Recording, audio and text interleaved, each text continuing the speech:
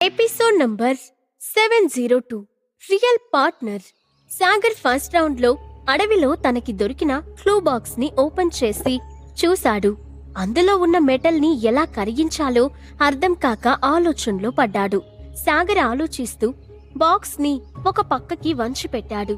దాంతో ఆ కంపార్ట్మెంట్ లో సూర్యుడి వెలుగు పడి అందులో సియు అని అక్షరాలు కనిపించాయి.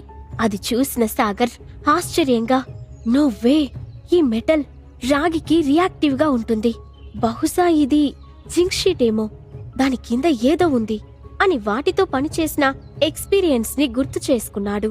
రాగి జింక్ కి వాక్యూమ్ లాగా పనిచేస్తుంది. ఇప్పుడా కంపార్ట్మెంట్ లో రాగిని గనక పెడితే ఆ మెటల్ వెంటనే రియాక్ట్ అయ్యి రాగి చుట్టూ అంటుకుంటుంది.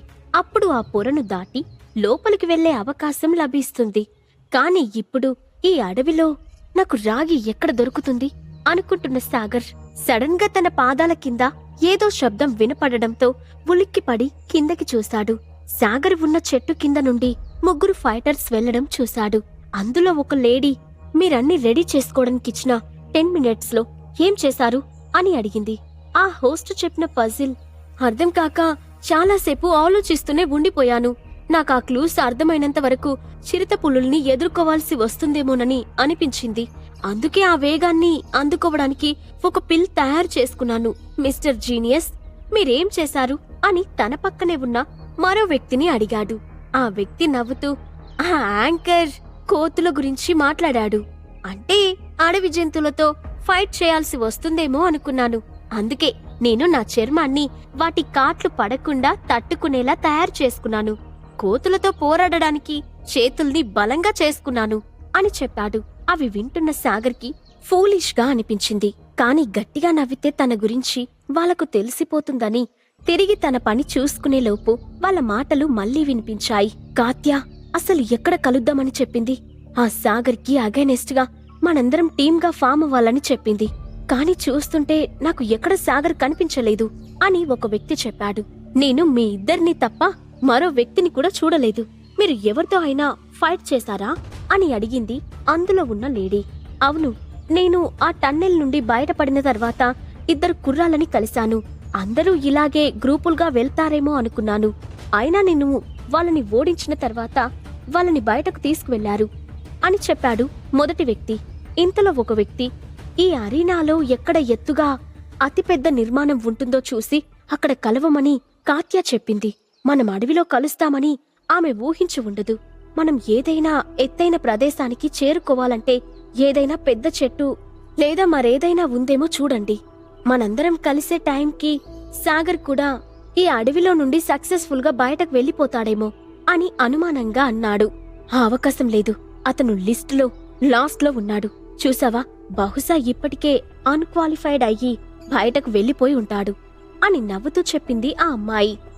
నేను కనుక నీ ప్లేస్లో ఉంటే ఎప్పటికీ సాగర్ని తక్కువ అంచనా వెయ్యను.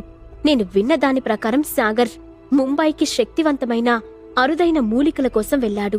అక్కడున్న పాత ఆల్కెమిస్ట్లో కొంతమంది అతనికి మంచి ఫ్రెండ్స్ అని తెలిసింది. అతని శక్తి మనం ఊహించలేం. సరే పదండి వెళ్దాం అని చెప్పాడు. తర్వాత వాళ్ళ ముగ్గురు అక్కడి నుంచి వెళ్లిపోయారు. సాగర్ కొద్దిగా షాక్ అయ్యాడు. నేను ముంబై వెళ్ళింది, అక్కడ ఏం చేశాను అన్నది వీళ్ళందరికీ ఎలా తెలిసింది? ఇప్పటికే జితేందర్ యాదవ్, కాత్య నాకు భయపడి దూరంగా ఉన్నారు. కాని ఇప్పటికీ నన్ను గమనిస్తున్నారన్నమాట. అసలు సుప్రజ వాళ్ళక్క ఏం చెయ్యాలనుకుంటుంది అని ఆలోచించాడు సాగర్. ఆ ఆలోచన రాగానే సుప్రజ గుర్తొచ్చింది. అవును, సుప్రజ నాకిచ్చిన లక్కీ కాయిన్ అనుకుంటూ తన పాకెట్లో తడుముకున్నాడు సాగర్. తన పాకెట్లో ఉన్న ఆ కాయిన్ చాలా అరిగిపోయి ఉంది. దాని మీద ఉన్న అక్షరాలు కూడా స్పష్టంగా కనిపించడం లేదు. కాకపోతే అది రాగితో తయారు చేసిందని అర్థమవుతుంది. సాగర్ దాన్ని చెట్టు మీద గట్టిగా రుద్దాడు. కొన్నేళ్లుగా ఆ కాయిన్ మీద ఏర్పడిన మురికి అంతా పోయి రాగి పూత కనిపించింది. కాకపోతే అది చాలా పురాతన కాలం నాటిది కావడంతో తుప్పు పట్టింది. ఆ కాయిన్ మీద వెనిగర్ వేస్తే మెరుస్తుంది అని గుర్తు చేసుకున్న సాగర్ తన పాకెట్ నుండి చిన్న బాటిల్ తీసి అందులో ఉన్న పేస్ట్ని కాయిన్ మీద ఒక డ్రాప్ వేశాడు. దానిమీద నురుగ వచ్చి కాయిన్ మీద ఉన్న మురికి మొత్తం పోయింది. సాగర్ ఆ కాయిన్ గట్టిగా రుద్దడంతో అది స్పష్టంగా మెరుస్తూ కనిపించింది. గ్రేట్ అని చిన్నగా అనుకున్న సాగర్ పజిల్ బాక్స్ మీద ఉన్న కంపార్ట్మెంట్లో పెట్టడానికి అది బాగా వేడెక్కాలని అరచేతుల మధ్యలో పెట్టుకొని రుద్దుతూనే ఉన్నాడు. బాగా వేడెక్కిన కాయిన్ని బాక్స్లో పెట్టగానే పెట్టె లోపల భాగంలో ఉన్న జింక్ షీట్ నెమ్మదిగా కరిగి వంకరగా మారడం మొదలయ్యింది. కొంతసేపటికి అందులో ఉన్న పొర మొత్తం రాగి కాయిన్కి అయస్కాంతంలా అంటుకుంది. సాగర్ బాక్స్ని తిరిగేసి చూశాడు. అందులో ఉన్న జింక్ కాయిన్కి అంటుకొని అతని చేతిలో పడింది. సాగర్ ఇంకా ఏమైనా బయట పడుతుందేమోనని ఆ బాక్స్ని కదిపి చూశాడు. ముక్కలుగా అయిపోయిన జింక్ ఒక పేపర్ తప్ప మరేం లేదు. సాగర్ ఇంకా ఆ బాక్స్ వదిలేసి లోపల ఉన్న నోట్ చూడడం మొదలుపెట్టాడు. ఇంతలో బాక్స్ లోపల నుండి సడన్ గా ఏదో పైకి లేచింది. అది చిన్న బటన్లాగా ఉండడంతో సాగర్ దాన్ని నొక్కాడు. అది ఒక్కసారిగా బాక్స్ లోపలికి పడిపోయింది. మెయిన్ ఛాంబర్ కింద ఒక సన్నని కంపార్ట్మెంట్ బయటపడింది. ఆ కంపార్ట్మెంట్లో మ్యాచెస్, ఒక గట్టి తీగతో ఉన్న చిన్న స్పూల్, 3 మెటల్ క్లిప్పుల సెట్ ఉంది. సాగర్ వాటన్నింటినీ తీసి తన పాకెట్లో వేసుకున్నాడు. అతను బాక్స్ని మరొకసారి పరిశీలించిన తర్వాత అందులో ఇంకేం కనిపించలేదు. దాంతో సాగర్ అందులో దొరికిన నోట్ని విప్పాడు. మధ్య ప్రవాహంలో ఎదురైన చేప క్రిస్టల్ ఫూల్కి దారి చూపిస్తుంది. తినండి, తాగండి, కాని బలంగా అడుగేయండి. సందేహాలను వదిలిపెట్టండి. జతగా ఉంటేనే ఇది సాధ్యమవుతుంది అని ఉంది. సాగర్ ఆ పేపర్ వైపు విచిత్రంగా చూశాడు. అందులో ఉన్న లైన్స్ 1కి 2 సార్లు చదువుకొని అగ్గిపెట్టె తీసి వెలిగించి దాన్ని కాల్చేశాడు. ఒకవేళ దాన్ని తనతో తీసుకువెళ్తే వేరే ఎవరికైనా దొరికే అవకాశం ఉంది. దాని అర్థం తెలిస్తే తప్పకుండా వాళ్ళు గెలిచే అవకాశాలు ఉంటాయి అని అనుకున్న సాగర్, నేను కిందకు వెళ్తున్నాను అని అనుకొని బాక్స్లో ఇంకేం లేవని కన్ఫర్మ్ చేసుకుని చెట్టు కొమ్మ మీద నుంచి కిందకి దూకాడు. అడవిలో మరోవైపు కాత్య, జితేందర్ యాదవ్ తమ ఫ్రెండ్స్ని కలవడానికి వెయిట్ చేస్తూ ఉన్నారు. వాళ్ళు అడవిలో అన్ని చెట్ల కంటే 2 రెట్లు పొడవు, మొదలు వెడల్పుగా ఉన్న ఒక చెట్టుని వెతికి పట్టుకున్నారు. జితేందర్ అసహనంగా చుట్టూ చూస్తూ, మనం టైం అంతా వేస్ట్ చేస్తున్నాం అని ఆకులని తన్నుతూ కంప్లైంట్ చేశాడు. నీకెందుకలా అనిపిస్తుంది అని అడిగిన కాత్య వైపు తిరిగి, నాకు తెలిసి వాళ్ళందరూ ఇక్కడికి వచ్చేసరికి సాగర్ ఇక్కడి నుంచి వెళ్ళిపోతాడు. అంతెందుకు, వాడు ఇప్పటికే తప్పించుకొని ఉండొచ్చు. కాని మనం బయటకు వెళ్లే దారి కనుక్కోకుండా ఇక్కడే నిలబడ్డాం. దీనివల్ల మనం మొదటి 20 మంది కంటెస్టెంట్స్ లాస్ట్ ర్యాంకుల్లో ఉంటాం అని చెప్పాడు. కాత్య చిరాగ్గా చూస్తూ, నీకర్థం కాలేదా జితేందర్? ఇక్కడి నుంచి ఎలా బయటపడాలో సాగర్కి తెలిస్తే మనకే లాభం కదా. ముందు జాగ్రత్తగా ఫాలో చేద్దాం. వాడు వెళ్లేటప్పుడు మనం అటాక్ చేసి అతన్ని ఓడిపోయేలా చేద్దాం.